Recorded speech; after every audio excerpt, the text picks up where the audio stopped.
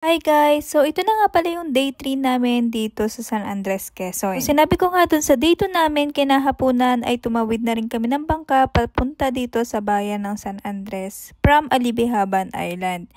And ngayong araw nga ay napagkasundaan naman namin pumunta sa may bundok dito, yung isa pang tourist spot dito sa San Andres, Quezon na tinatawag nilang Macapaya Hills. At dahil isang sasakyan nga lang yung aming dala, yung Hilux, at hindi nakakasya ay naiwan na nga ito mga bata, kaya naman nagpaalam na ako dito sa aking alaga. Buti na nga lang ay hindi ito sinumpong dahil minsan nga or madalas ay ito yung mahabol at nag-iiyak. Kaya tara! Lakbayin at namnamin natin ang sariwang hangin dito sa bundok ng San Andres, Quezon. From our location ay siguro nga inabot ng halos 30 minutes or mahigit ang naging biyahe namin papunta dun sa bundok. Pero grabe guys, worth it yung pag-akyat mo dito sa bundok dahil meron ditong mga part na kitang-kita yung dagat ng San Andres, Quezon. At nung mas malapit na kami sa mismo Macapaya Hills, ay napakaganda lalo ng view dahil yung mga bundok dito ay mo yung mga chocolate hills ng Bohol. Hindi ko nga lang nabidyohan ng ayos dahil na time-lapse ko yung video recording ko.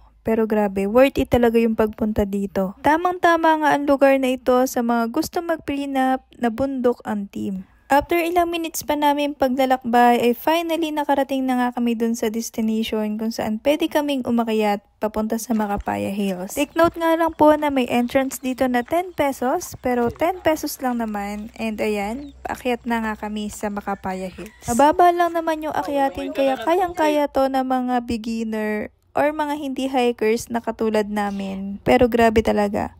Hindi pa to dun sa tuktok ng bundok pero ganito na yung makikita mo sa kapaligiran niya. Mahal na mahal kita, Marlon! Wow! Ay, di pa tunay yun ha? Eddie, wow! Tayo na nga po, sa sobrang ganda ng kapaligiran dito sa bundok ay may nakapaglabas tuloy ng kanyang saloobin tungkol sa kanyang pagmamahal kay Marlon. Ang bongga, diba? Siya nga pala guys, dalawang bundok yung pwede nyo akyatin dito sa Macapaya Hills. Yung una, ayun, yung part na yun, na medyo mababa pa at itong kinatatayuan ko ay medyo mataas na kaya naman talagang hiningal ako sa pag-akyat dito at medyo madulas nga yung dadaanan. Halos paupo na nga yung pagbaba ko dito sa bundok na to sa takot na baka dumausos ako pababa. Pagkababa nga namin ng Macapaya Hills ay napagkasunduan naman namin mag-side trip dito sa Nabaroto Falls. Pero itong video na to ay pangalawang punta na namin dito sa Nabaroto Falls dahil yung una nga ay hindi namin kasama yung mga bata at dahil makita namin na maganda yung falls ay napagkasunduan ulit namin na dalhin yung mga bata sa hapon. Mula nga dun sa pinagparkingan namin ay mga 10 minutes away nga yung lakarin papunta dun sa may falls. Sa paglalakbay nga namin papunta dun sa Nabaroto Falls ay ganito nga yung mga tanawin na aming nakita. Yun guys, nandito na nga pala tayo. Dito sa taas ay meron silang mga cottage na pwede nyong pagtigilan ng mga gamit nyo at tsaka pagkain kasi dun sa mismong falls ay bawal magdala ng pagkain. Ang pagkakaalam ko po, ang cottage fee dito ay 350 for 3 hours. Pero yung amin ay hindi namin na-consume yung 3 hours nung umaga kaya itinuloy namin nung hapon. Tara guys, samahan nyo na kami bumaba dun sa may mismong falls. Take note nga pala, may bukal dito na napakarami and pwede nyo rin siyang inuman dahil malinis daw ito. Tapos yung mga tubig na from bukal ay naagos dito sa pababa malapit sa falls. Hey, ikaw Hans! Hans!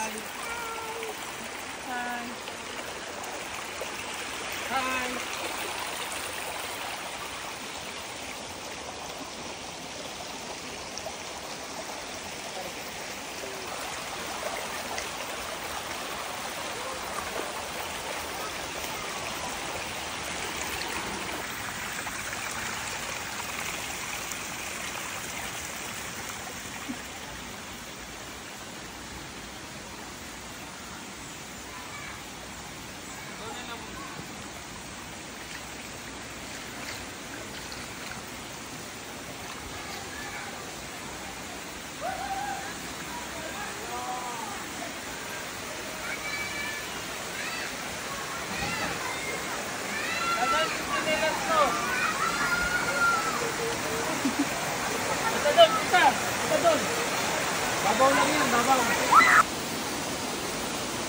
And ayun guys, ito nga pala yung itsura ng Nabaroto Falls. Mas masarap lang yung tubig nung umaga kasi mas malamig siya kumpara nitong hapon. Pero kung kayo'y mapapasyal dito sa San Andres, Quezon, ay talaga namang recommendable din itong Navarrete Falls. Kaya nga namin ay since nandito na rin naman, sulitin na natin at puntahan lahat ng pwedeng puntahan. Kaya naman kinagabihan ay kami nangasalan at dun na nga rin kami naghapunan.